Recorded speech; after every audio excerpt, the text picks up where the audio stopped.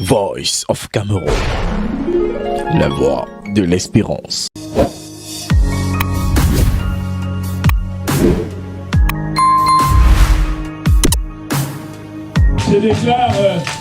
Je déclare lancer les manifestations du 5e anniversaire par la présentation de cette chasuble au nom du Père, du Fils et du Saint-Esprit. Marie la médiatrice est présente à Etoudi depuis 5 ans. De ses pieuses mains a jailli l'eau céleste qui étanche toutes les soifs et restaure la chair de l'affligé. Ce qui n'était alors qu'un terrain vague et rocailleux, repère de tous les vices et coupe-gorge dans le Yaoundé de la nuit, est devenu depuis 5 ans une place forte de la dévotion mariale, où le mal est vaincu par le bien et qui attire la misère, partie de tous les horizons. En lançant les activités marquant le 5e anniversaire de ce sanctuaire marial, c'est l'entièreté du corps du Christ qui est invité à se mobiliser pour que la flamme de la foi, qui a été allumée ici, continue à brûler la peine que transportent les nombreux cœurs meurtris qui fréquentent ce lieu de culte. Nous voulons, à travers ce 5e anniversaire, reconnaître l'impact de Dieu dans la vie des hommes et surtout que ce soit pour nous le lieu de choisir Dieu, parce que tout est grand, se fait avec Dieu. Et nous voulons donc, au terme de ce 5e anniversaire, prendre la route qui gagne. Et cette route, c'est la route de l'Église, c'est la route de Jésus.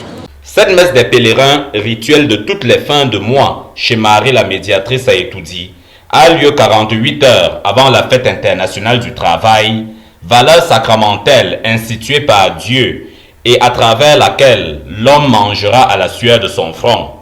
Une prescription réitérée ici pour ne point céder au vice, à l'ennui et aux besoins. Dieu d'amour, nous te prions pour que le monde du travail soit plus juste et expurgé de toute forme d'exploitation humaine.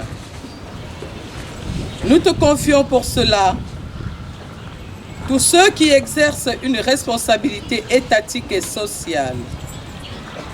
Donne-leur d'assumer tous leurs devoirs avec amour, probité morale et équité, en se sachant redevables de toi et surtout devant toi au dernier jour. Nous avons pensé à ceux qui n'ont pas de travail, nous avons pensé également à ceux qui souffrent malgré le fait qu'ils ont un travail et qui n'arrivent pas véritablement à s'accomplir malgré le travail, afin que par nos prières, que le Seigneur leur donne la grâce de jouir du travail, des fruits du travail, et surtout que la dignité de l'homme soit préservée, que l'homme ne soit pas un objet d'abus, de profit, mais que l'humanité se rappelle que le travail est une volonté de Dieu. Une prière a été élevée aussi pour Paul Biya, le chef de l'État, afin que la sagesse qu'il a toujours reçue de Dieu se renouvelle en lui, pour la bonne conduite des affaires de la nation. Nous avons prié pour le chef de l'État, son Excellence Paul Biya.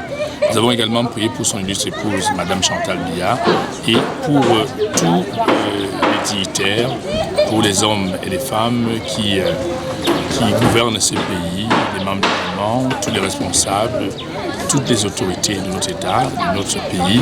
Tout un programme dont respecter, comme c'est l'être, la discipline liturgique, un régal pour les yeux et les oreilles, une assurance pour les âmes. C'est toujours un plaisir, un honneur pour moi de venir chanter ici et aussi pour moi de rendre grâce à Dieu pour tous les bienfaits qu'il fait à moi et à ma famille et pour nous. Je suis très satisfait de cette marque de confiance.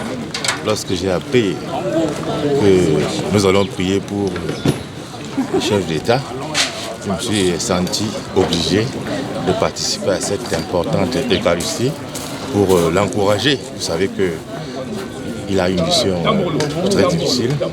Il faut que nous l'accompagnions dans les prières pour qu'il puisse mener à bon terme son travail.